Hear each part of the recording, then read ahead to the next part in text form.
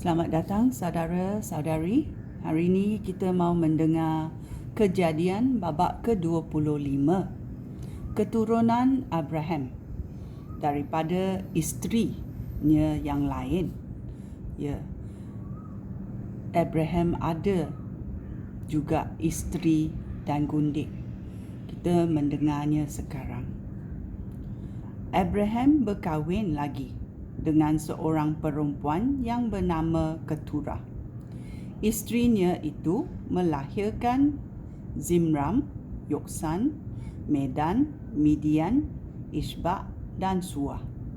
Yoksan ialah bapa Sheba dan Dedan.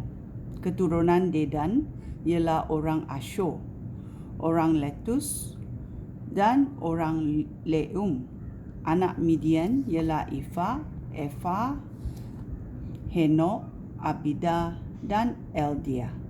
Mereka semuanya keturunan Keturah. Walaupun Abraham mewariskan segala harta bendanya kepada Ishak, semasa Abraham masih hidup, dia memberikan hadiah kepada anak-anak yang dilahirkan oleh isteri-isterinya yang lain. Kemudian, dia menyuruh anak-anaknya itu pindah ke daerah di sebelah timur Kenan, jauh dari Ishak anaknya. Ya. Pada masa itu kita masih ingat lagi Hagar dengan Ismail. Ya.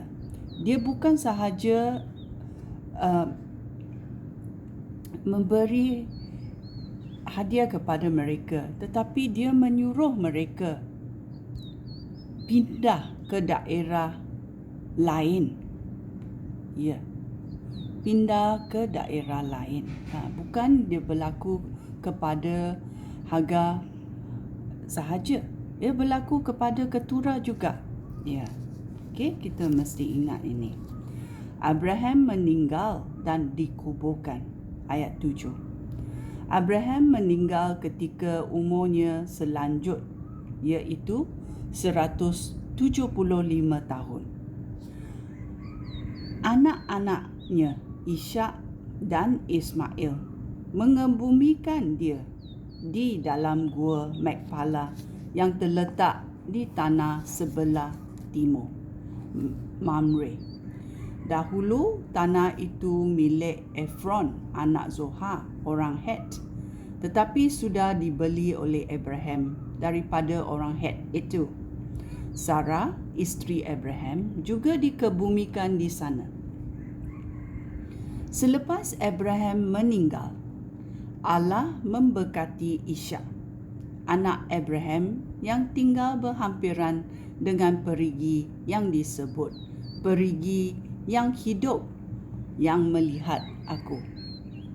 Keturunan Ismail, ayat 12. Ismail ialah anak Abraham dan Hagar, perempuan Mesir, hamba Sarah.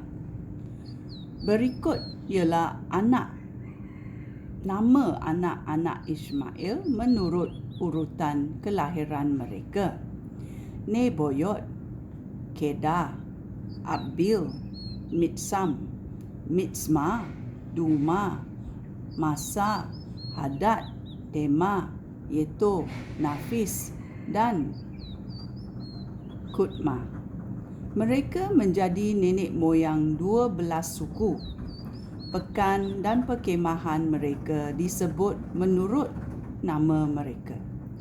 Ismail berumur 137 tahun ketika dia meninggal dunia. Keturunan Ismail tinggal di kawasan di antara Havilah dan Shur, di sebelah timur Mesir ke arah Ashur. Mereka hidup berpisah daripada keturunan Abraham yang lain. Kelahiran Esau dan Yakub, ayat 19.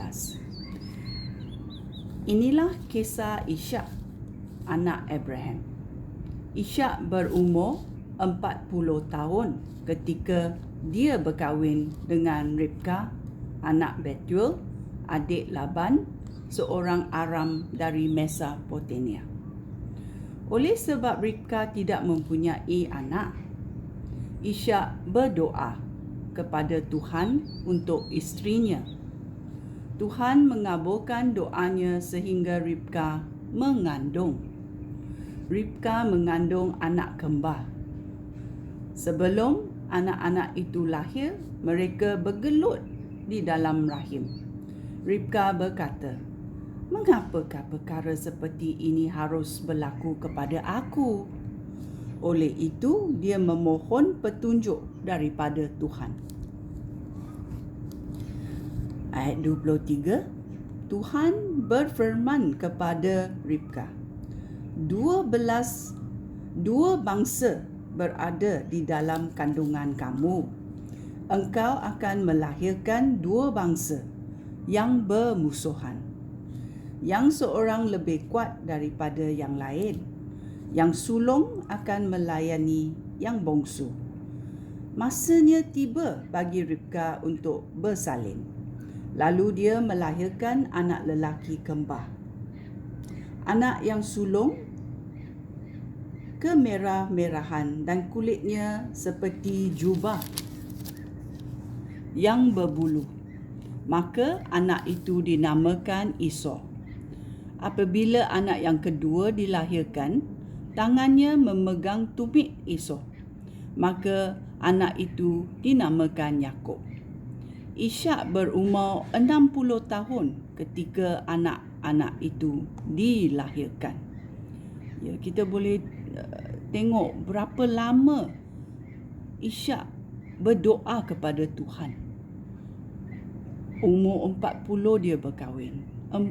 Umur 60 sahaja anak kembar ini disalin oleh Ribka. Okey, kita bersambung lagi. Esau menjual haknya sebagai anak sulung. Ayat 27. Kedua-dua orang anak itu besar. Esau menjadi seorang pemburu yang mahir dan suka tinggal di padang. Tetapi Yakub bersifat tenang dan suka tinggal di kemah. Ishak lebih sayang kepada Esau kerana dia suka makan daging binatang buruan. Tetapi Ribka lebih sayang kepada Yakub. Pada suatu hari ketika Yakub sedang memasak bubur kacang merah, Esau pulang dari berburu. Esau berasa lapar.